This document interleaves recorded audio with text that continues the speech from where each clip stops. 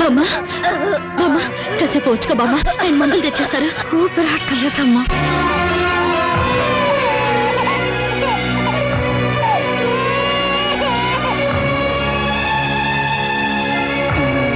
show show show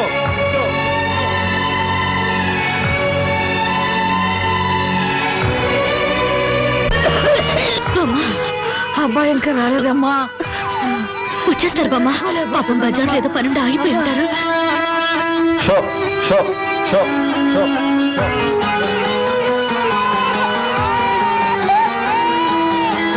show show show show